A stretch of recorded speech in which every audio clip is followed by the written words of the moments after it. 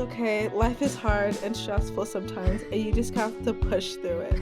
You know, sometimes you're in a closet in the dark, being covered by a blanket because your roommate won't go to sleep at a reasonable hour.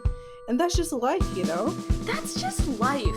And you know what this is, Jourdann?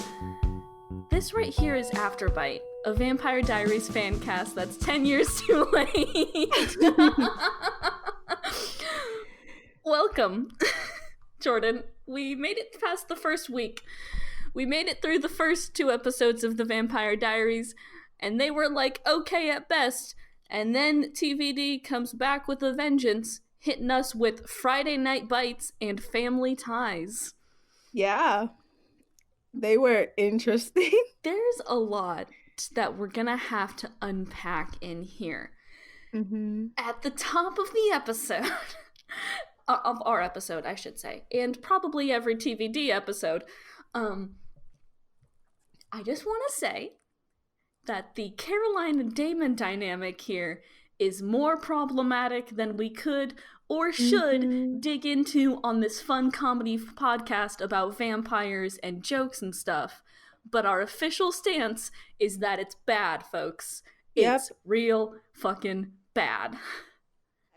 I will say the scene that they have in the first scene that they have where Caroline wakes up and she like goes and tries to like leave and Damon's like right behind her. I will say that's very thriller-esque. I enjoyed the thriller part of that.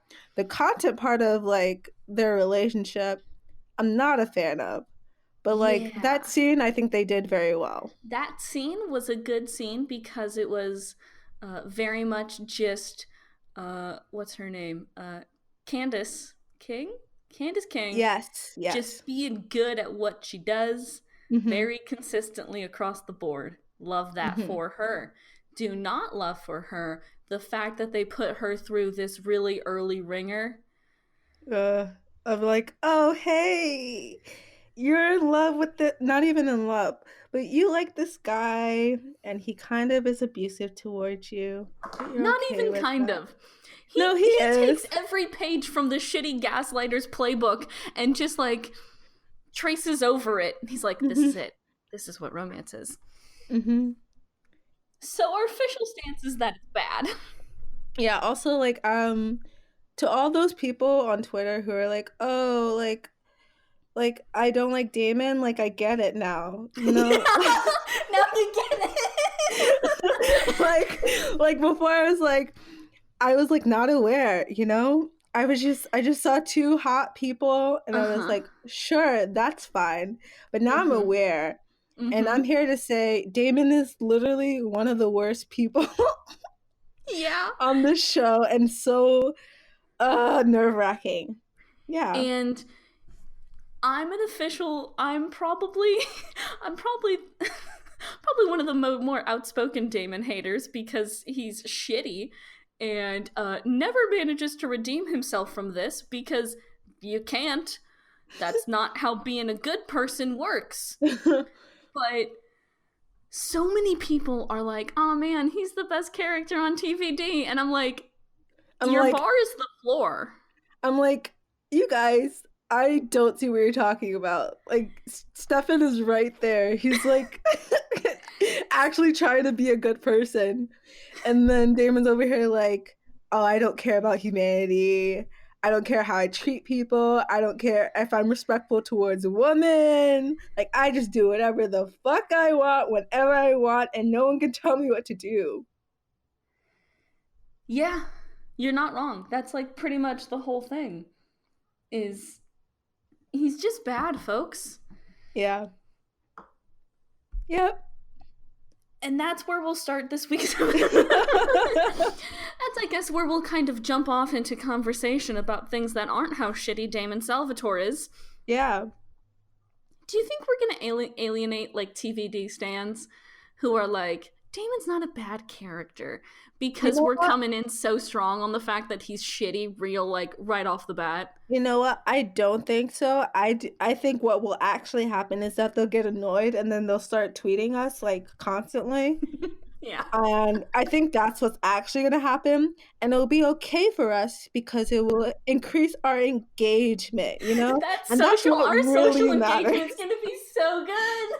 And that's what actually matters, not whatever they think they can justify their wrong views by, but the fact that we're going to get engagement and it will be good because then more people will see our podcast. Exactly. If you want to tell us that we're wrong about Damon Salvatore's character, tweet us at AfterbitePod or use the hashtag AfterbitePod. We'll see it. We'll defend ourselves. Get fucking ready, kids. We don't give a shit. We'll just come out fucking swinging. Exactly. So do you want to actually talk about the episode and not how repulsive we find Damon? Yeah, let's actually talk about some of the other stuff that goes on this episode because I have stuff to say. The plot of Friday Night Bites, which I think is one of the more clever titles that TVD has done. And I do actually really like it because it's punny. And you can always get your bitch B with a good pun. You really can. The plot of it is Elena invites Bonnie and Stefan to dinner, hoping the two will bond, but the evening is disrupted by the unexpected arrival of Damon and Caroline. So right off the bat here, I love Bonnie's absolute about face here. Because Bonnie gave Stefan Elena's email address, her phone number, probably would have given him like her blood type if he asked about it, would have given him Elena's zodiac sign, would have given him everything. And then like 2 seconds later, she's like, but don't date him. And I live for that level of petty. She's like, you know what I actually thought was going to happen?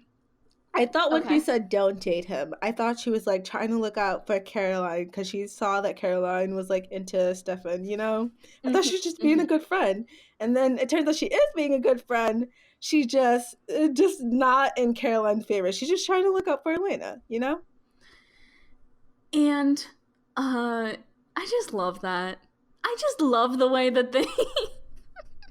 I love the way that characters in TVD will do abrupt 180s and you're just expected to go with it. Like, okay, I know the reason Bonnie did this 180 is because she touched Stefan and she felt death, you know? Yeah. But, like, she just 180s out, like, yeets her way out. You know what that reminds me of? That reminds me of last episode when Damon brought Vicky all the way up to the room. It was like, become this like really bad person, become a vampire, drink human blood. And then Stefan's like, no. And he was like, all right, I guess we're not doing that anymore. Let me just send Vicky back to wherever she came from. And like, I'm not actually going to threaten you. And I'm like, okay, my dude, I guess this is like an all or nothing plan. Like, you didn't have anything planned out other than to do that? Come on, my guy. He had plan A and plan X, and he had nothing in between them. There was no B or C. He just went all the way down. And I was like, all right, that's like a 180 right there. I love their 180s. It's so good. They're like pro skateboarders who just do cool 180s all the time, and you're like, oh yeah, but then in the grand scheme of skateboarding, it's not really that cool. That's TVD. Some other things I want to point out at the very top of this episode here. There's a venue that Vicky mentions. She says she got tickets to a show. The venue is called The Rat, which is hardcore as fuck. That's iconic, you know? I want to go to The Rat. That sounds like a place where like a lot of cool people hang out, and I would not be invited to, you know, but would secretly like always envy people who go there and like want to be one of them. But I know deep down inside that that's not who I am. You're not a...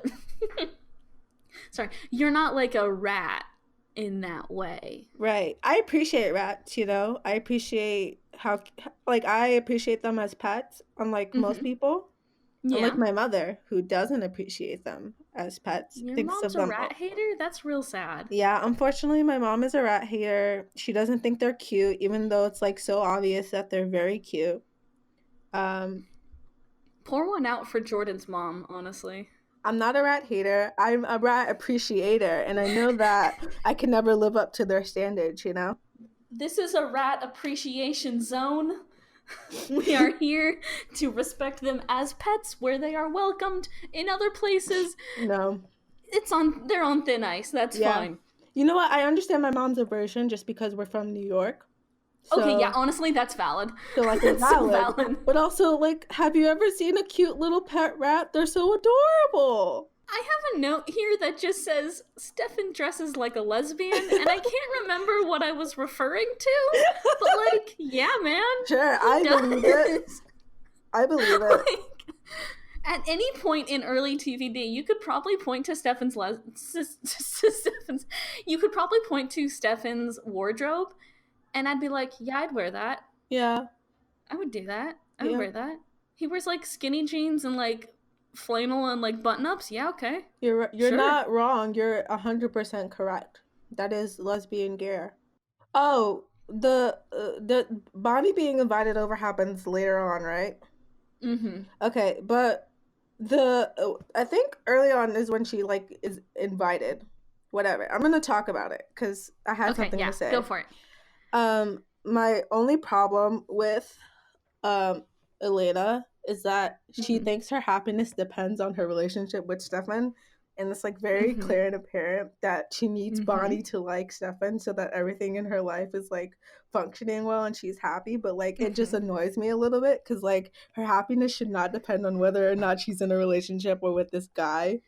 It should. That is also, I feel like, super big when like you're just trying to get out of some like depression rut. Exactly. Right? Where you're like, okay, I need everything to go well because if it doesn't, I'm gonna jump off a bridge. Yeah, and it's kind of which is sad to say, but like, yeah, man, I get it. Yeah, and it's kind of like I feel like Bonnie when she's like trying to tell her to not date Stefan.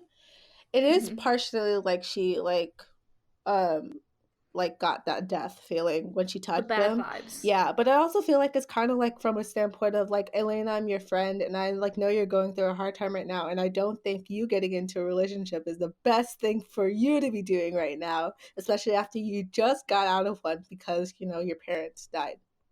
So, yeah, that's my take on that. I just think I wish her happiness depended on like other stuff other than her relationship with Stefan, and especially in the next episode, I think, where she like tries out for cheerleading and decides to quit. It's like, oh, okay, so now you also don't have a hobby. That's also this episode too. So I feel like this episode is just like she's trying her fucking best, man, and like I get it and I feel ya, but Bonnie Bennett starts off early as being the only character in TVD with a lick of common sense. Yeah, exactly. Girl's the only one who's like, yeah, no, don't stick a fork in an electrical outlet. That's not a good thing to do. It's that same concept. That's the entirety of, oh my god, of everything. Yeah. She's the only is that a word? Sensible? She's sensible. Where did that? Sensical? Sensical. Where did that come from? I don't know, dude. She's the only sensible character I feel like so far. Everyone else is like off the rails. No, she is joined by a select few characters over the course of TVD, but she is by far the most consistently sensible motherfucker in the world to these guys. I swear to God. There's also, let's see. Oh yeah, because that's when Bonnie gets asked to dinner or whatever. That's right after. Okay, so Elena makes this plan to get Bonnie and Stefan at dinner because she's like, you guys will become friends if you just like sit it out over takeout food and just talk it out. And I mean, like that works, right? That's how you get people to become friends. That's how that works. Right. When she asks Stefan, she's like, hey, are you busy tonight? He like stops and thinks, Stefan, you're not fucking busy. You have nothing going on. He's like, I could be free. Like, no, you are free. You have nothing else to do. It's like one of those people who like who like constantly like have nothing to do on like a Saturday night. I'm one of those people. But they have to like they have to like act like everything like, oh yeah, no, I'm a busy, important person and I have things to do and like but like sure, like if you want to make time for me and you want to hang out with me, like sure, yeah, yes, I will definitely make time in my busy schedule to hang out with you. But in actuality, I'm gonna like later on go home and cancel plans and then just like watch the Vampire Diaries because that's what I do now for this podcast. I'm sorry we made this your Saturday night. I'm sorry we made you the person who goes home and watches TVD but doesn't like the show, so you're just kind of watching it because you're just like, oh man. Actually, I watched this on my flight back. I mean, not on my flight, but while I was waiting for my flight to start because it was delayed. So I used my time wisely. Here's the question: did the awful weird nature of the airport kind of even out the weird nature of early TVD? Did it make it better? Did it make it worse? I gotta know. All right, so it definitely made it better just because of the fact that I felt like, I feel like usually when I sit down to watch TV, I'm like, oh, I have to watch something like really good right now because I'm like taking my time to like sit down and like, you know, unwind and relax. And this is more of like an instance of, oh, I have 2 hours I gotta kill. And the stupid flight decided to be late and is flying me in at 3 a.m. So I guess I watched the Vampire Diaries and it kind of like eased the tension and annoyance at the airport. And I was like less mad at the airport because I had something to do, you know, like it's like, oh, I had this thing to do and I didn't really want to do it.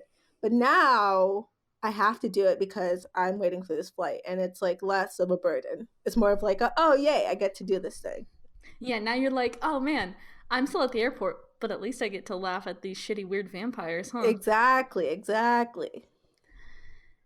There is, and this is going to be the most important part of Afterbite history right here, right now. And I do want you to know that this is going to be important, okay? This is the only time I have genuinely liked a song choice in the Vampire Diaries. Okay.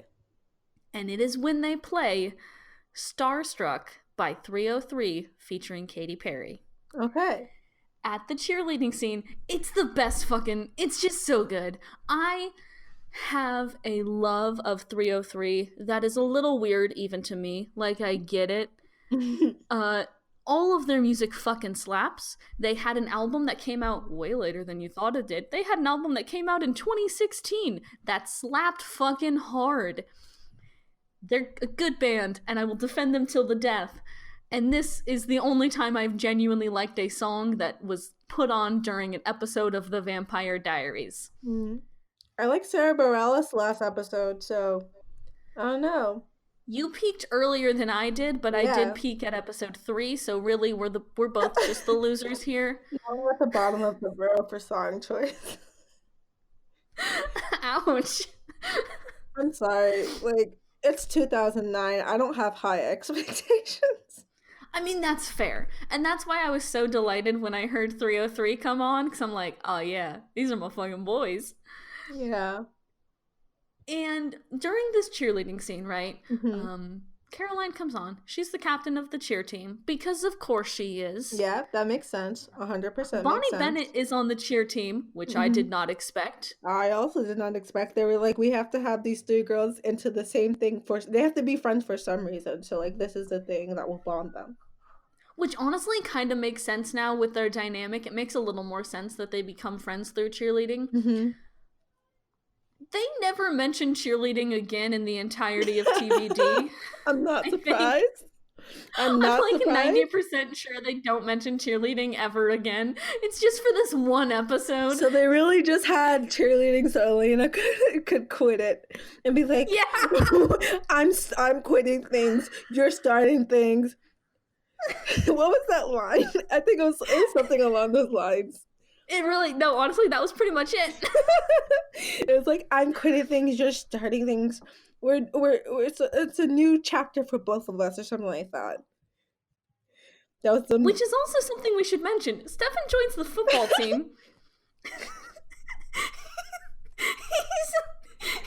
The fact that they were like, we need to force this dynamic of high school football player and cheerleader. Let's go.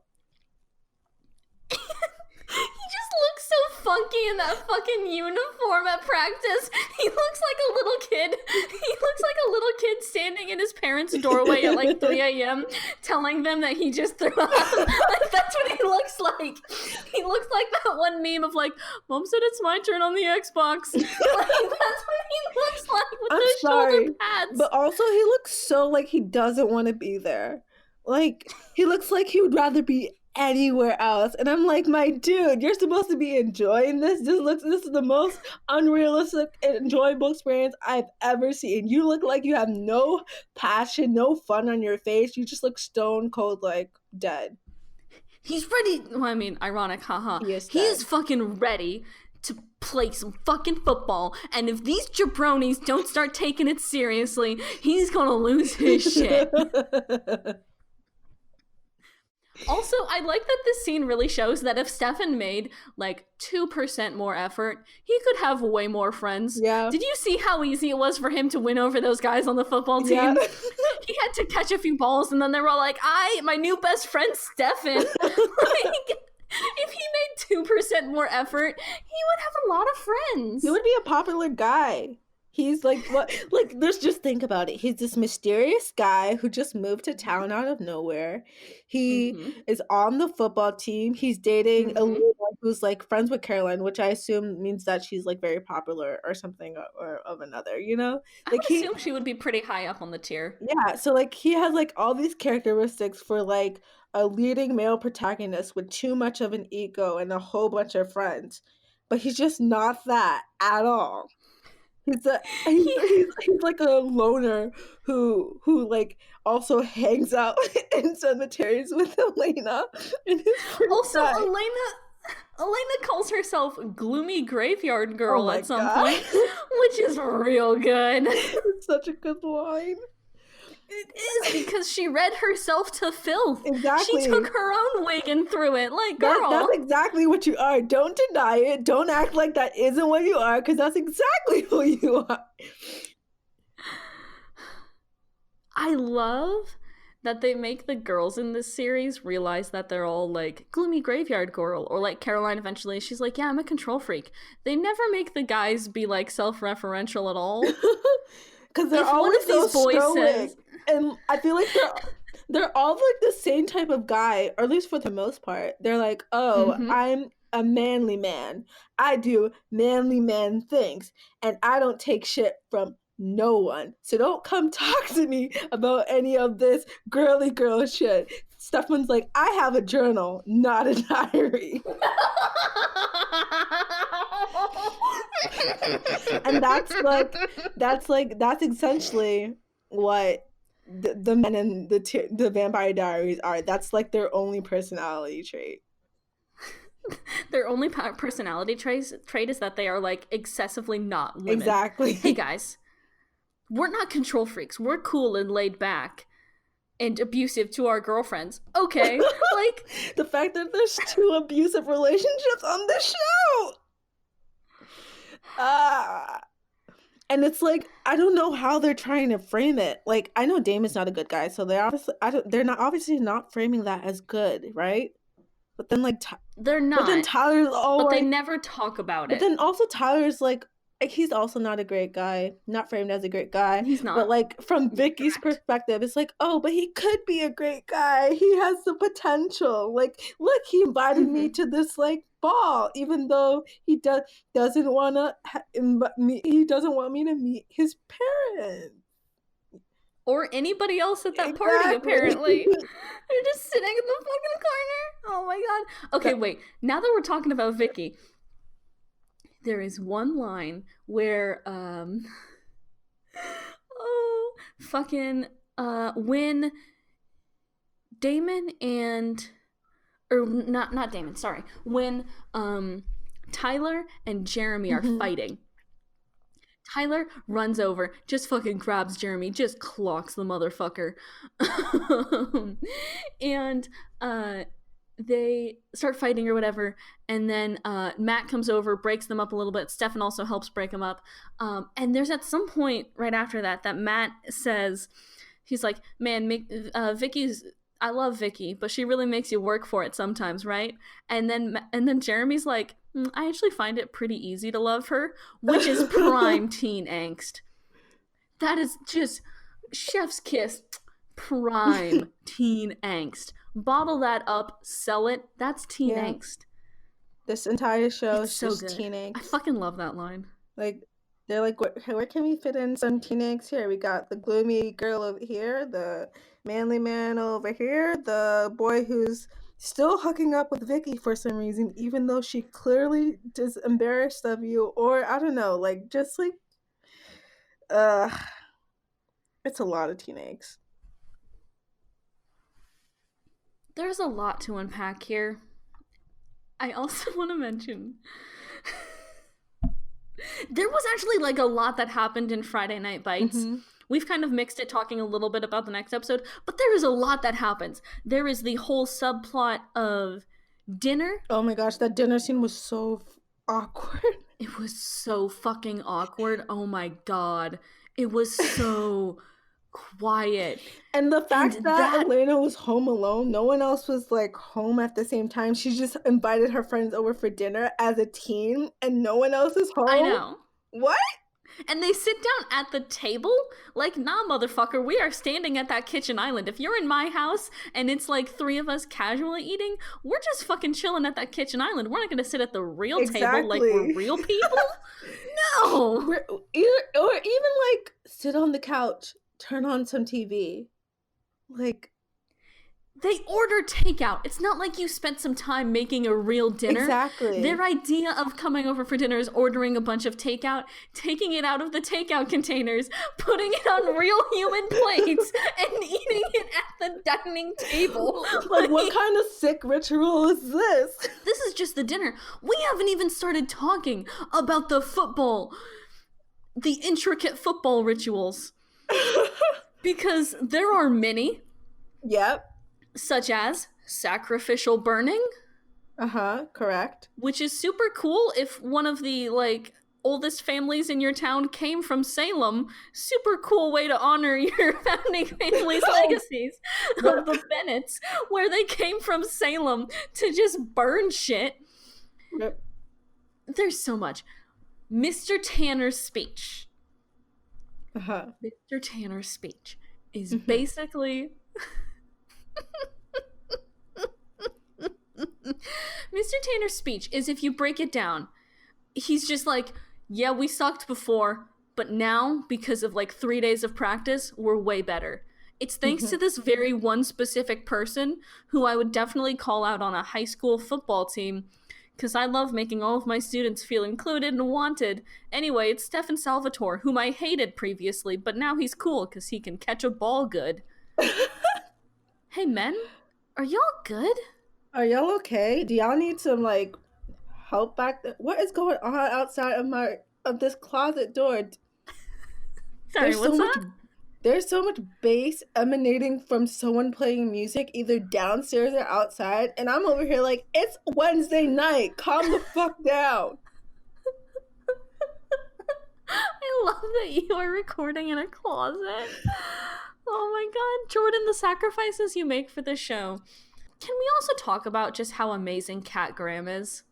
She's really consistently good, even now. Wait, who's Kat Graham? Bonnie Bennett. Oh, okay. Yeah. She's, like, good.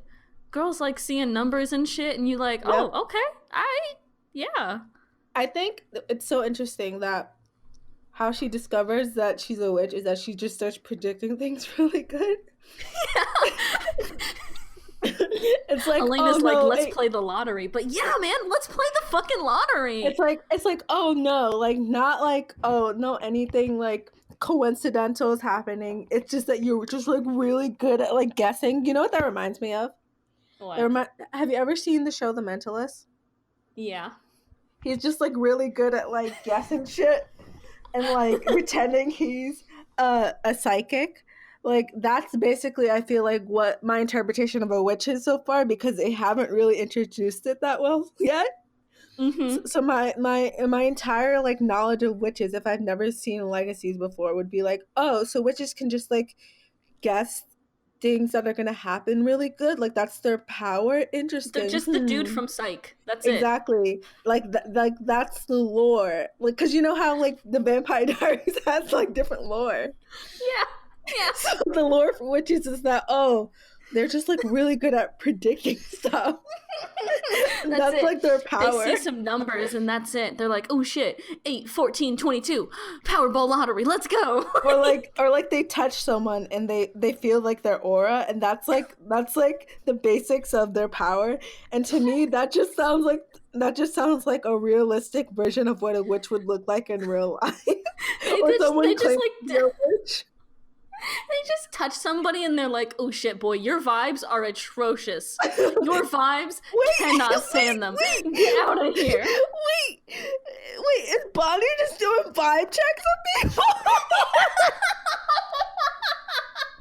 Yeah, Bonnie just vibe checked Stefan and did not like what she found. Oh my god. That's the funniest thing I've heard. Bonnie Bennett's just out here vibe checking motherfuckers left and right. You all can't step to Miss Bonnie Bennett. Oh my gosh, that's so funny. That's hilarious. Why don't we see witches and legacies doing vibe checks? Wait, what we do? Lizzie definitely vibe checked. Lizzie definitely vibe checked Hope when they were in the video game. She gave her a quick. she grabbed that branch and just did a quick vibe check. That's it. That's how we vibe check. Bonnie does a really nice version of it, but Lizzie just hits you upside the head with a branch. Vibe check, bitches. I'm glad we've stumbled upon this part of TVD lore. Oh my fucking god. That's so good. Also, hey, wait. This is something that bothered me during the episode. When Bonnie saw the numbers 8, 14, 22, right? Right near where they found Mr. Tanner's dead body because Damon killed him. Right. There's a whole lot. Again, like I said, this episode, so much happens, but it feels like so little happens. Yep, that's exactly my experience. The 8 that she sees is like building 8. Uh-huh. How fucking big is Mystic Falls High School that it has at least 8 buildings? How small is this town? They're like, this is your everyday small mom and pop town. 8 buildings on your high school? Mine was 2. And the back side of it was a cornfield. Okay, for perspective, yours was 2. There's 8 buildings at Mystic Falls High. My school was 1 building. We didn't have a full building. Our school was a floor, half of a floor. 8 fucking buildings is excessive as fuck, so Mystic Falls. I want to speculate what goes on in each of the buildings, because that sounds fun. Okay. So like building 1, maybe it's like each elementary, middle, and high school gets like 1 building, right? Okay, so we'll say it's a combined campus for all of the public schools in Mystic Falls. Exactly. So you have 3 buildings just like base for elementary school, 1 for middle school, then 1 for high school. Yeah. Those are the first 3 buildings. Yeah. What are the other 5 at least? The other 5 doing? So they have wood shop, right? Okay. They got art. And art. It's a whole building for art in a small town? They have different types of art. They have. Are you crazy? Then again, Mystic Falls is surprisingly rich and affluent. Exactly. Like, have you seen the Salvatore and Lockwood houses? Exactly. So, like, okay, I can see. Okay, yeah. So we'll say there's 1 for the shop and 1 for art in all of its different forms. And also, they don't have to be, like, huge buildings. They can be, like, tiny buildings, you know? It's just a shed. Exactly. That counts as a building. That's what they're calling a building, right? Maybe they have... Okay, sure. Maybe, I don't know. What else would you have on a campus? Maybe, like, a school shop where you could buy, like, school stuff, you know? For the amount of times they mention Mystic Falls Timberwolves, I'm surprised they don't have, like, high school, like, merch, air quotes again. Exactly. Like, merch for their high school. Give me the anime version of the Mystic Falls Timberwolf, or give me death, honestly. I'm surprised they don't have, like, everybody wearing, like, a Mystic Falls Timberwolves t-shirt or something ever. Like, I'm surprised they don't have Exactly. more school pride for how much they yell about. Did they have that? Wait, did they have any school pride at that football game? Did they? Oh my god, wait, let me go back and look at this fucking scene. So, like, the cheerleaders are wearing uniforms, and the football players are obviously all wearing the uniforms, but, like, everybody else is just wearing, like, normal clothes. What the? Yeah, What? they're all just, like... That's not high I'm school. looking at this, and, like, yeah, there's, like, nobody wearing, like, a Timberwolves shirt or anything. See, at least with Legacies, they pull through on that, and everyone, because everyone wears like a uniform, but also at the games, there's like a clear like, oh wait, at the games in Legacy, are they wearing merch then? Do they just implement it later on? No, they are. They're at least wearing like the Salvatore Prep colors, whereas the people in TVD not all of them are even wearing maroon. No, I mean like, so I'm talking about like when they had in season 2 when they have another football game. I'm talking about Mystic Falls. Did their school, when arriving there, I think they at least color-coded them a little bit. Okay. Because then I was going to say, like, oh, so, I mean, yeah, at least color code them. Like, color-code your children. Color-code your children. Like, tell these extras to show up in, like, the school colors. Like, show a little bit of more effort than that. Also, Damon tries to kiss Elena for some unknown weird reason. That scene was... Okay, so for this entire episode, I think I wrote down Damon is a creep twice. You capitalized it the second time, which I really appreciate. Exactly. Because he's a creep. You're correct. The first time, I think it was more like... Wait, was it this episode? Yeah, you have it twice for episode 3, yeah. So, the first time was because he tried to kiss Elena, and I was like, you're being a weirdo, I hate that. Like, especially because your brother is dating this person, and you're just like, I'm gonna try to seduce this person so that I can steal her away from my brother? And then the second time, I think at the end of the episode, he's just watching the Raven or whatever, just watching her sleep. Yeah. And I'm like, my dude, what the fuck? Like, can you not be such a damn creep? Like, come on. Like, first you come on to a girl who doesn't like you, and now you're just watching her sleep? Like... Through your weird magical Raven. Exactly. And again, I'm so glad we get to see Damon Salvatore's very well-trained Raven. I'm so glad. Oh, that Raven, man. God, that Raven's so good. But like that, I was like, you're just being such a creep, my dude. Oh wait, can we talk about the crossword puzzle thing? Oh my god, can we talk about this crossword puzzle thing? Yes, Jourdann, yes we can. Go on. Okay, so they're in this stupid history class that makes no sense because who measures like how good a teacher is by how many like dates they can think of off the top of their head, But somehow that's like knowledge currency in this universe. Those are brain coins right there. If you know a day, if you know, fucking the date that the Civil War ended on. Those are brain coins there. You trade those in at the school shop to get a Mystic Falls Timberwolves t-shirt, and that's why nobody has them.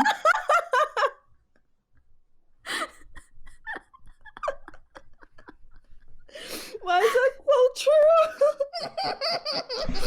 Because no one in that class could answer like normal dates of things, like certain things, like you should know the dates of, like generally.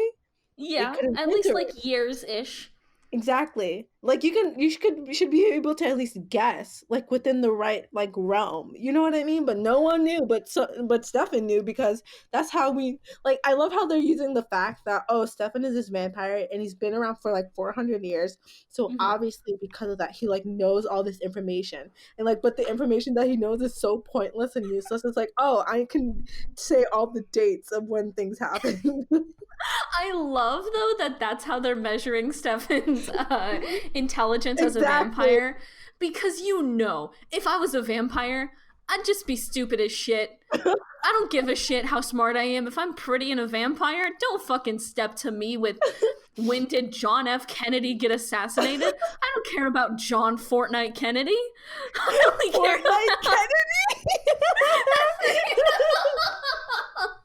I don't care about Jonathan Fortnite Kennedy. I only care about looking cute and being a vampire, which means running real fast. Also, fucking with that the dates thing. Yeah. He quotes this knowledge to crossword puzzles, which I don't know if you know what a crossword puzzle is.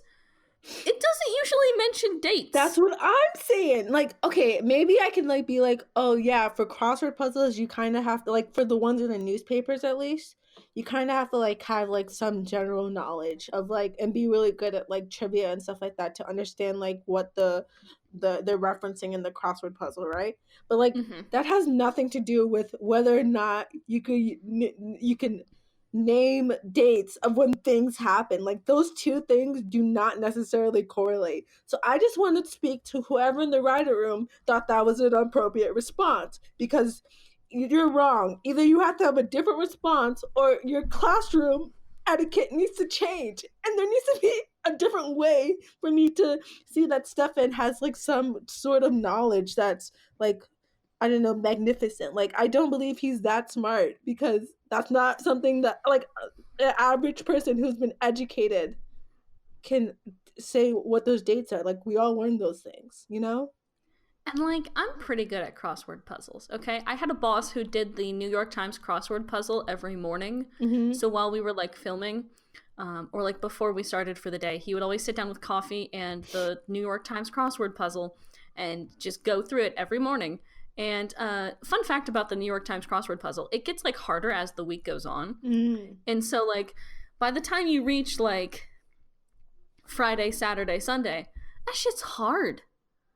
Those fucking crosswords are hard. So he would always be like pitching it out to us and like asking us the questions on the crossword. Hey, the questions on the crossword don't give a shit about dates. Exactly. They're like, what music sensation reached the top of the charts in 2009? I don't know, fucking Tayo Cruz or some shit. It was 2009. We had no taste. Yep. That's not the kind of dates. They're not like, but what president was assassinated in 1963? Was it John Fortnite Kennedy by any chance? Like, no, that's not how a crossword works. It's not. They're like, I don't know who came up with that, but you're wrong. And that's all I need you to know. You're wrong. You're incorrect. That's just not how a crossword works. The last thing I want to talk about for episode 3 here is that Elena Gilbert has a very large picture of a horse above her bed. Correct. And I do want to talk about it because they have given no other hints that Elena Gilbert, beloved protagonist of The Vampire Diaries, is a horse girl, except for now, when she has a very strange picture of a horse above her bed. I can explain it. I can explain it. Okay. I can 100% explain it. My explanation is going to be flawless. Okay. All right. Here's the thing about quote-unquote horse girls who are not actually quote-unquote horse girls, because I was one of them. As someone who appreciated horses, I wanted to be an equestrian, but have I ever been on a horse? No. But did I own cowboy boots? Yes. Did I own a cowboy hat? Yes. So, here's the thing. You can be a horse girl and not have ever had like any actual interaction with the horse. You kind of just like appreciate them and want to like be a part of that world, but like don't have access to do so. Even though Elena definitely has access to do so, because I do not for a second believe that in Mystic Falls there isn't like a farm nearby or something like that. You know, it's in the middle of nowhere. Here's the thing. Elena Gilbert looks like a horse girl who has no idea what a horse is. Yep, and those exist. And they're so valid. And I do, okay. So thanks to MJ on Twitter who sent me a link where you can buy the same painting Elena Gilbert had in her bedroom. Do you want to know Actually, I'm going to give you 3 guesses as to how much a canvas print version of this wonderful art piece costs. All right. I'm going to give you 3 guesses. I'm going to tell you right now the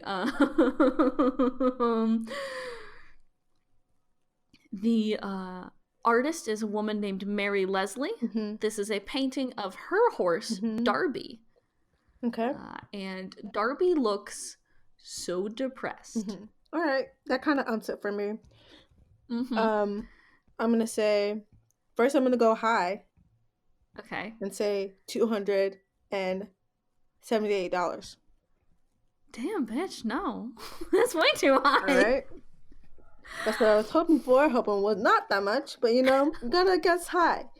I'm gonna go a little lower and say, $67. 67. Okay, you are much closer. Now let's see, here we go. Last guess, right? Can we do Price is Right rules? Can you go the closest that you can to this number without going over? What's your last guess? All right. I'm gonna go with a clean 70. Nope. This and a canvas print version of this art piece called Lock and Load, by the way, which I love. Oh, great name, great name. Is $47. Yep, that's on fineartamerica.com. And I am just noticing this now as I'm on this webpage. There is an entire there is an entire section on this webpage called Fine Art America that is just all Vampire Diaries paintings. I love that. I love that so much. Okay, B. Yeah. I feel like how what's the cheapest painting they have? Oh man, it looks like anybody can upload anything they want to fineartamerica.com. For some reason. What is going on? Ooh, that's a big laugh.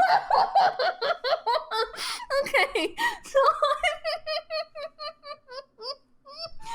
so on fineartamerica.com, it's under the Vampire Diaries painting section. The second result, right after Lock and Load by Mary Leslie, so right after this horse painting, and right before a painting of Elena, is this wonderful abstract art piece of Ed Sheeran. Why is he in there? I don't know. Who tagged that in the Vampire Diaries? Let me send it to you on Twitter. I'm just gonna send this in the group. I don't know why it's there. I don't know why. But just Ed Sheeran's there. Wait, Brian responded. Is he joining the podcast still? I don't fucking know. That was like an hour ago, too. That was like 40 minutes ago. Fuck it. Oh my we don't need God. Brian. We have this wonderful watercolor painting of Ed Sheeran. Oh my God. You can buy the original for $150. Oh my God. His eyes are staring into my soul. Yeah. I kind of want to buy this for my apartment and then just hang a cross right next to it to ward off evil from my home.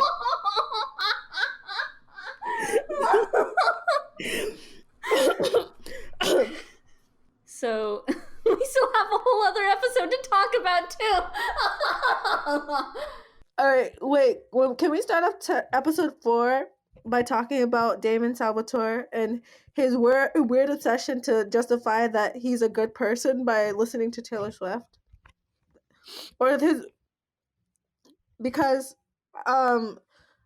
just because you listen to Taylor Swift, no, it's not even he's justifying he's a good person. What he says is that girls fall for him because he listens to Taylor Swift and pretends to like her. And I would just like to say, how fucking dare you, Damon Salvatore? How fucking dare you? Do not use Taylor Swift's name like that. Do not use our Lord's name in vain. Exactly. You do not deserve her.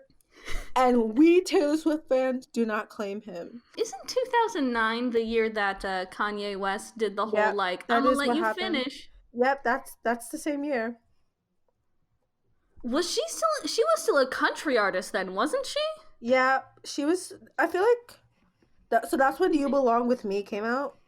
Taylor Swift discography. I think that's when please? You Belong With Me came out. Okay, so her Fearless album was released in 2008. Right. And then she didn't even start to go kind of pop until Speak Now, which wasn't until 2010. Exactly. So she was still like purely country. Mm-hmm. And Damon Salvatore was like, I'm gonna get down. I'm gonna pick up chicks with Taylor Swift. Exactly.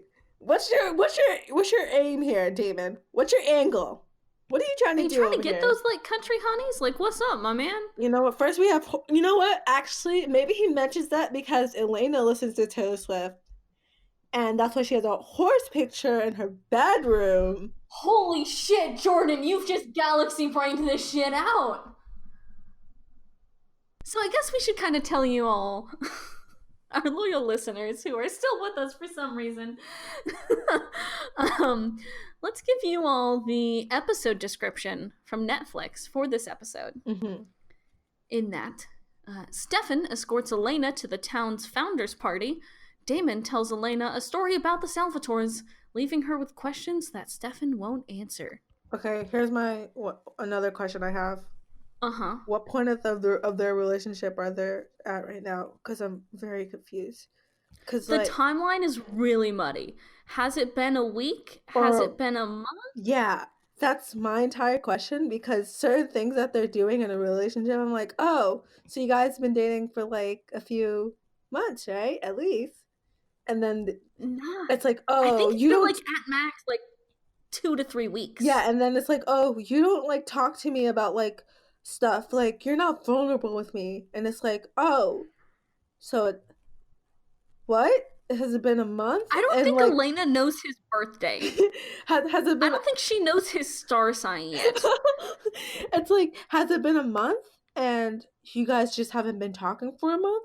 Or has it been a couple weeks and Elena's just overreacting because you're only been in this relationship for a couple of weeks? What's going on here? Is Elena justified or is she not justified? Because here's the thing, right? With TVD, it's weird because they have all these kind of like calendar events, but they never give you like what actual time they happen on. So you're like, okay, it happened by the Founders Ball. What fucking day does the Founders fucking party take place on? And also, which fucking Founders party? Yeah, I feel like at least knows? with Legacies, for as long as it's been on, it's like pretty clear, like, oh, this is like the beginning of the school year, or oh, this is like the like summertime, you know what I mean? Yeah, at least because they care more about the school kind of aspect of it than TVD does. Where TVD, you hardly see them going to school. You, I guess, assume that it happens because they're in history class sometimes, and that's it. Is it really like, history class, though? It's more like, we're in trivia. Is it really just class? Public? This is my Trivial Pursuit masterclass. Hi. Hey, you know how at one point in the episode Damon was like, girls like my style, while he's wearing a black t-shirt and jeans? Mm-hmm. The bar is the floor. Damon looks like he needs a shower pretty much every time he's on screen. He looks so, I don't know why. He looks so scraggly. He looks kind of greasy. He looks like a greasy gamer boy. Yeah. Not gonna lie to you, that's exactly how he looks. Also, while we're discussing Damon's looks, I would really like it. I know it's not going to stop. Mm-hmm. I think I put this in my notes for episode 3, but you know, this applies to like all episodes. Mm-hmm. Please stop doing that smirk. Oh my god. It's not cute. I don't like it. It's like, you know how Sebastian in Legacies has that smirk? Yeah. It doesn't make me attracted to you. It creeps me the fuck out. I need you to stop. It's not attractive. It's actually creepy. It makes me think that you're out to get me, Yeah. that you have some scheme going on, and that I'm not safe. So, Hey, you know, for can Damon, we that's right. exactly? Can we stop it? Can we stop having the bad boy smirk, because I'm tired of the trope, Hey, and it needs to Jourdann, be put to rest. I'm gonna tell you some really bad news here. It's not gonna stop. It's not gonna stop. It's not gonna stop, honey. Me, I can't get one break. They got to do this Dear Diary BS. And now, Hey, at least in these episodes, it's really only Stefan writing in the diary. that is true. And I don't mind it. Yeah, I'm it's not annoyed alright. by it. It's a good little bit of exposition. If you lean into the fact that you're being overly cheesy and that you're being like, this is intentional, you know? Some of the times on Legacies when they like talk in the monologues, I'm like, wow, that's kind of cheesy, but also I'm here for it. You know, you're kind of like leaning into it. That's the intention. Then I'm here for it. But if you have them over here speaking in their Dear Diaries like they're lovesick teens, they are lovesick teens. They are, and I get it, but also stop it. I get it, but also stop it. These fucking lovesick teens, who, by the way, Stefan and Elena, they have been dating for like a few weeks. Okay. I have been alerted of this fact by our resident TVD expert, Brian, who was supposed to be here today, but fell asleep. You fucking scrub. He said he also lost his voice. That's fair. I'm sorry, Brian. I do appreciate you and all the fact-checking you do for us. According to Brian, something very important to remember in season 1 is that the timeline is really only like a few months. Okay. So this could very well be like the next week. Okay. So then, Elena, you're overreacting. Calm down. You've only known this guy for 2 weeks, and you're asking him to tell you about his dead ex-girlfriend? Come on, Elena. Come on. It's been... That seems like a little too much. Yeah, no, Elena's like way too much. And I get it because she's like trying to cope right now and like she's trying to start things and find something she can put her energy into. But damn, Elena, you don't even know this boy's star sign yet. What if he's a Taurus? So in episode 4, I feel like we haven't actually talked about the content of episode 4. We've just been bouncing around it. We really have. We need to get our shit together. Okay, let's do it. We're getting our shit together. A major plot point of this episode is that Bonnie can't keep her mouth shut. Which, yeah, okay. Yeah. Sure. They do this with Caroline and then with Bonnie. And then I think at some point in the future, they also complete the trifecta and do this same kind of plot with Elena. So, yeah. A major plot point is that Bonnie can't keep her mouth shut, and therefore she tells Elena about the fact that Stefan was maybe problematic TM in the past. Which, yeah, okay. My question is, so Caroline is the one who tells Bonnie that. Was that Damon's plan all along? And he knew that Caroline wouldn't be able to keep her mouth shut? Because I think that's essentially what the plan was. I think the plan was he compelled Caroline to tell Bonnie about this thing. And he was like, all right, you got to make it so that Bonnie really wants to tell Elena this, but you got to tell her that she can't. Caroline is like, because she's compelled and can't say no, right? Which is incredibly problematic. Yep. And so Caroline tells Bonnie, who really starts like bursting at the seams, wanting to tell Elena. Like, absolutely wants to. And so she does. And so it starts this shit with Stefan and Elena, who have been dating for like 2 weeks, and wow, you date someone for 2 weeks, and suddenly you want to know about their entire life. Yeah, man. I mean, who am I to judge? I've never been in a relationship, so maybe that's what you do when you're 2 weeks into a relationship. I mean, like, okay, 2 weeks in, right? okay, but like before you get into a relationship, you should know something about this person's life besides, hi, my name's Stefan Salvatore. Right. You're right. And she literally knows Handsome. nothing about him, so.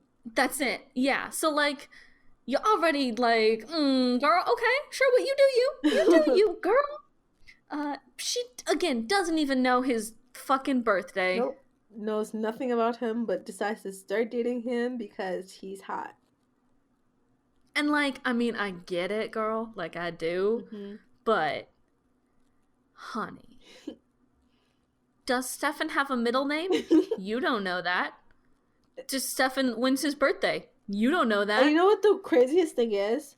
The previous episode, she's trying to convince Bonnie, oh, he's like a nice guy. Like, you just need to like get to know him. It's you fine. didn't know that, Elena. And then all of a sudden, next episode, she's like, I know nothing about him. Like how are we supposed to be this like amazing couple if he won't tell me anything? And it's like, Elena, what did Bonnie already tell you?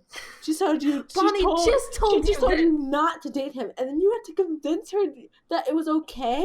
And now you're having all these issues. If I was Bonnie, I would have been like, I'm not going through this again. I'm sorry. You're gonna have to figure this out on your own because I already told you, and you didn't listen to me. So now this is on you, and you need to figure this out for yourself.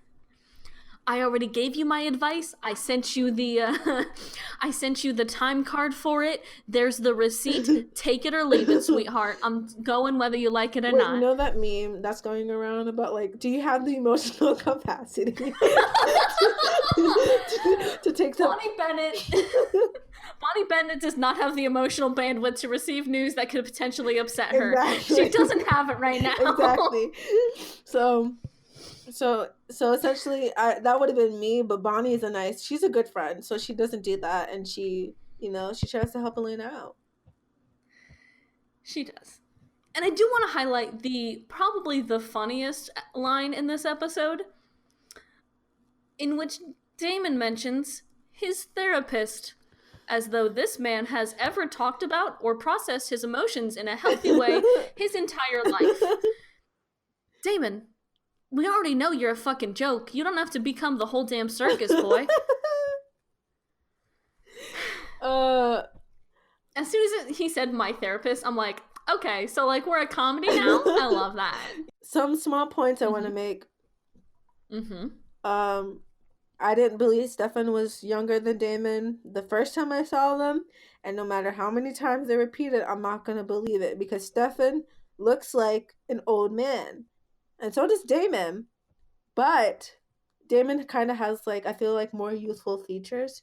So I'm not going to believe that Damon over here is acting... You know how Damon acts like? He acts like the young... He like, has the younger brother personality. He's just, like, always trying to mess up Stefan's, like, life. Like, that's his main goal in life, just to mess with him. And, like... So it doesn't make sense to me, like, why he has that personality as the older sibling. He's not the older sibling. Like, that's not their dynamic at all. And he also doesn't look like the older sibling. That's one thing. I think it's the hair for Damon. I think it's the hair. The hair is so, like, scruffy that it doesn't look... He doesn't look like an adult. Like, proper adult hair. Yeah. And then... He looks like a greasy teenager. I mean, Whereas Stefan has his hair game together. Yeah. He has it. He knows what he wants. He goes for that pompadour poof. Exactly. You know? It's definitely He's got it. It's a hair thing, it's a look thing, and it's a personality thing. So... Last things for this episode. Bonnie doesn't show up for like 20 minutes, and then when she does, she's just eating hors d'oeuvres and lighting candles with her mind. So I'm sorry, we stand a queen. Also, the fact that she was able to do that, like, no spell, just was like thinking about doing it for some odd reason, and then just does it. Wow, that's so powerful. She is so powerful, and you're gonna keep saying Bonnie Bennett is so powerful for the next 8 years, because she is. Yeah. She's so good. Other last thing is Elena is righteously angry at Stefan for not doing enough to protect Caroline when he knows Damon's being a dick to her is very good. Yes. I love that. I also She's love like, that. hey, no, fucking do something. You dick, you should be having him arrested. And Stefan's like, gotta go. And that's just it. Hey, hey, arrest him. And then he kind of does, because he throws him in a like vervain cellar. Yeah, that's what that is. So, you know, I also like that. That was very good for Elena's character to not be like, oh, okay, it's just Stefan. Like, he knows what he's doing. Like, yes, girl, stand up for your friend. You know? Yeah, like, get him to do shit. Hey, ladies, or anyone really. Hey, everyone, if one of your friends is in a toxic relationship, like, help them out, but also, like, encourage other people to help them out too, y'all. Fucking bring each other up. Yes. You know that other fun thing about this episode. Oh, sorry, what were you saying? You know that clip from Booksmart of the two girls hyping each other up? I actually just watched Booksmart the other day, so yes. Yes, that's the energy I was getting from your little speech. Yeah. Yeah, man, yeah. Hype each other up, ladies. It's important. Ladies, everybody in between. Let's go, bitches. Yes. Let's ride. Let's conquer these men, you know? You know what? Yeah, let's just fucking conquer. Few last things about this episode. I like how you have in your notes, you have the words, I'm just not gonna sit here and act like Stefan and Elena aren't cute, because they are. Yeah, you're so fucking right. I'm not gonna pretend that I don't like even though like their relationship dynamic is sometimes in some sense of like the way Elena kind of like is holding on to him for her happiness, and like like Stefan isn't opening up about certain things to Elena. Like, even though those things are like going on, like when they were dancing, I was like, oh, that's kind of cute. That they're like really sweet right cute, there. Though. Yeah, they cute. I also wait. There's one other thing I need to take a stop for a drink of water because I feel like I'm gonna cough again. But there is one thing that I am gonna talk about, and it's gonna make us both lose our fucking minds. Okay? Yeah. Okay. When Caroline is entering the party with Damon, and she sees her mom and goes over to talk to her mom.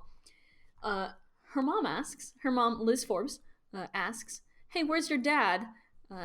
Caroline responds, he's in Memphis, and then walks away. She says, good. And then Caroline replies, with Steven. It's spelled Stephen. I'm gonna start a bingo card of all of the ways that the Vampire Diaries series has found to spell Stefan, Steven, Steve, Blake. Why are you guys doing this to me? I'm gonna start a fucking bingo card. Why are they doing this to me? It's already hard enough trying to remember who's who. Now you're gonna tell me that that they have a certain type of spelling, and that's gonna mess me up too? How dare you? How dare you? It also is a wild way to mention that Caroline's father divorced her mom, is gay, and is now living in Memphis, Tennessee. Exactly. And that fact, by the way, is gonna come back to haunt us, folks. So hold on to that. Ooh, okay.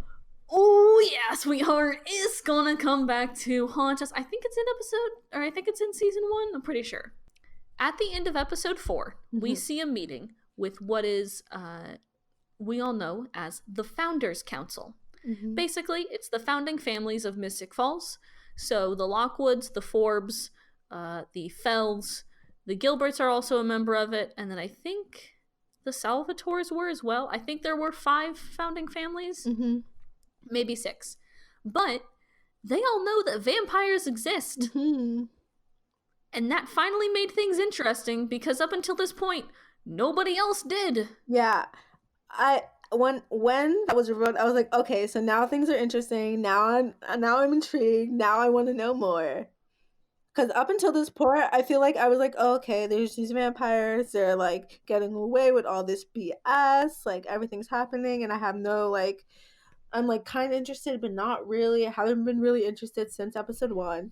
And then in this episode, they're like, oh, actually, they're not the only ones who know that they're vampires. And I was like, oh, okay, that's interesting. Where are they gonna be leading this? Like, where's this plot point gonna go? It's also interesting because you realize that the pocket watch that Elena gave to Jeremy is actually really important. Not just a important like character moment for both of them, which it was a very sweet moment where she decided, she's like, nah, fuck it. This is my brother's pocket watch. He's gonna have this now. Everybody else wants this damn watch too. Yeah, that also, I noticed that early on. I was like, why did she want this watch so bad? Like, like, come, like, what's going on over here? Like, does this have like some sort of like power against vampires, or like does it give them some sort of leverage? Like, why do they want this so bad? And also the thing that Damon like stole from the founder's ball. Mm-hmm. I want to know what that crystal does too. I know. The end of this episode sets up so many interesting things. You're like, oh shit. Now there's actively a force working against the vampires other than the vampires, like their own self-destructive tendencies. Exactly. Like now there's like somebody else out there is actually out to get them. Exactly. And it's good because up until now you've been like, okay, yeah, animal attack, whatever, animal attack, yada yada yada. But like now you're like, oh shit, they're also just feeding this story as well. Mm-hmm. Like they're in on it. Like, oh shit. That's so interesting. It makes it finally kind of kicks off. It finally kind of like kicks off shit, you know? Yeah. In episode 4, I have watched now 4 hours of this series and they are finally kicking shit off. Yeah, and I feel like a grand way. I feel like they're finally like making things like there's like actual stakes now, because before it was like, oh, there's these vampires but no one's there to control them, so they can just do whatever they want. And now it feels like, oh, now there's these people who like know that they exist. What are they going to do with this information?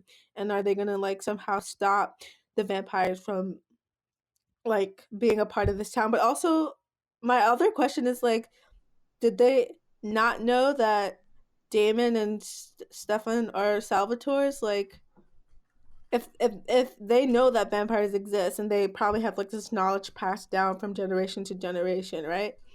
Then like, then what the heck? Like, why are they not seeing Stefan and Damon and being like, oh shit, like these guys are back here again? Vampires. Exactly. I think it's because I mean, it's weird too, right? Because their names are on the original like Founders Ball guest list, right? Like you can see those names.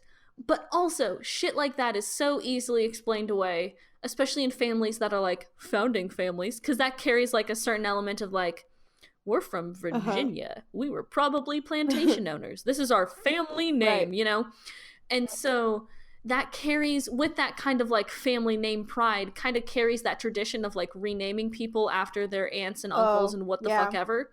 So shit like that can kind of easily be explained away. Like, okay, yeah, I mean, this was my uncle or great uncle Stefan.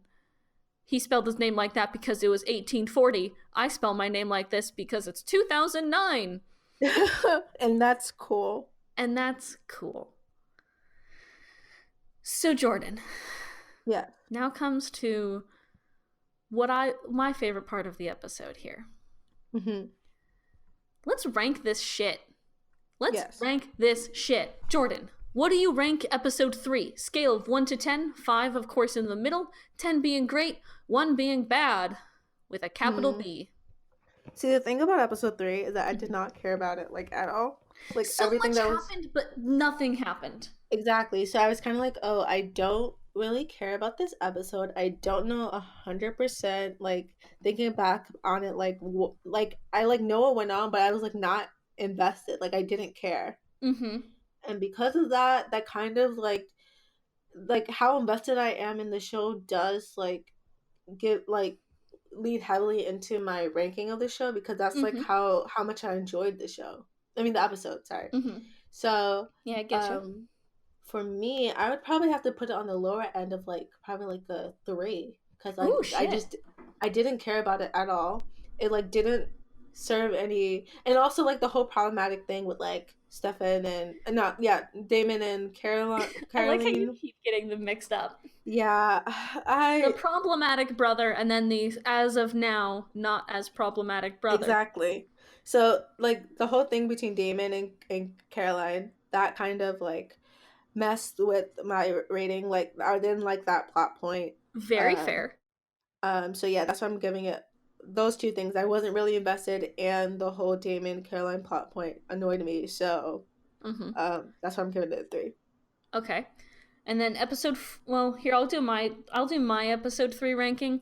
And I actually think that I rank episode 3 a little bit higher than you did because I fucking love a good football game. Mm. Even though we never got to it, I love a good school pride football plot point. Mm-hmm. Also, it just feels like a really, I mean, like, it's not so much happens, but nothing happens really. But again, you also see those great moments of, like, Bonnie kind of realizing, like, ah, shit, I might actually be in on this witch thing. Oh Like, I yeah. might actually be good at this. And also Elena says gloomy graveyard girl, which Oh, I that's a just good line. love. Yeah. So, like, I'm gonna give it a 4, but that's a Mm-hmm. begrudging 4, and that's only Mm-hmm. because I know there's worse. Oh, I just there's can't think of worse. them right now. There's worse than this episode. Mm-hmm. I mean, Uh, even you apparently think so because you gave it a 3 and not a 1.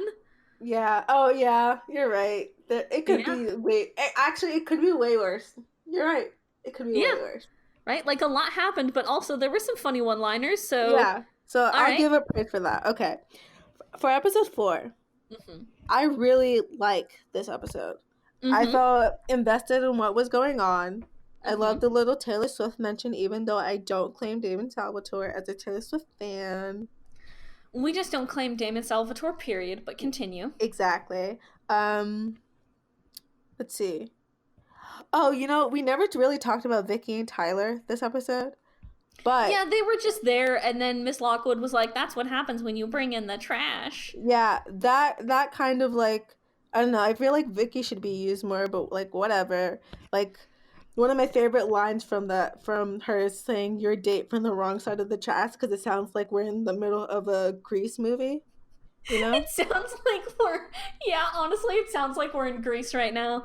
All we So need is a leather jacket and some combs. Let's go, boys. exactly. We ride at So dawn.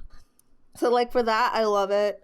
I like the little endings they had with the crystal and with the everyone knowing that there's a vampire now. I Mm-hmm. liked that Damon and Caroline, I keep messing up their names. But Damon Jesus. and Caroline, they're like, I like the fact that they might not be a thing anymore. I don't know if there'll still be a thing Mm-hmm. after this, but I like the fact that Elena stood up for Caroline. I like the Um fact that Damon's now locked in a cellar for a little Yeah, I bit. love that.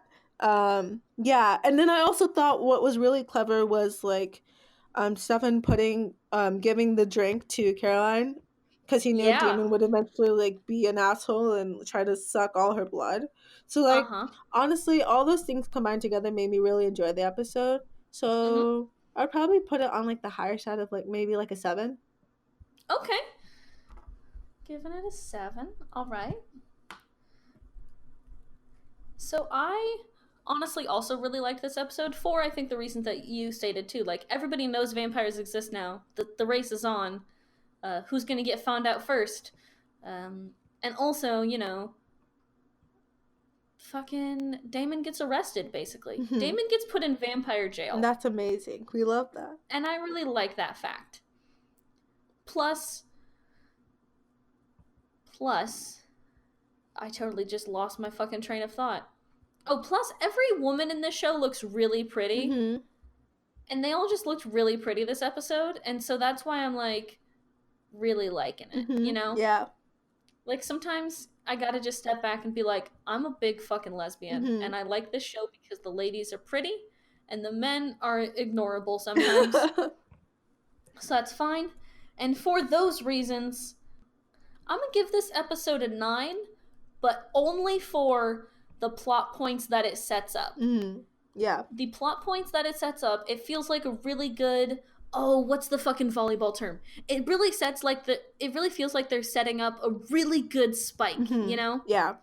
Like it finally feels like they've set up some stakes and shit matters now, and like there are shits on the line. Uh-huh. Jeremy's pocket watch is important. Mhm. There's so like many so things that much are that they important now. set up. Yeah. Yeah. And I mean, I feel like I know these first few episodes of any season, and especially of the first season of a show, are just going to be all set up, right? Right. That's going to be the whole thing. But like this one really feels like now we're finally getting done with the setup and now we're getting ready to like get into the shit. Mm-hmm. That's our episode for today, folks. Again, follow us on Twitter at Afterbite Pod if you want to call us out for our problematic opinions of problematic characters. Oh yeah, you could also leave us voice messages on Anchor if you're into that type That of is thing. something I wanted to point out this week, is because we don't have any yet, but if you really just have some strong feelings, leave us a voice message. We will put it in the episode and argue back with you. Do it. It's like calling into a radio show to leave your shitty song request, except you can just yell at us. So yeah, leave us voice messages if you feel really strongly about Damon Salvatore or anything else that we've said. I will listen to every single one. I guarantee you. So will I. Voice will be heard. We may ignore it after that, but we'll listen to it at least once. That's been our show this week, folks. Thank you for listening to Afterbite. New episodes come out every Friday. The video version comes out on our YouTube channel every Saturday.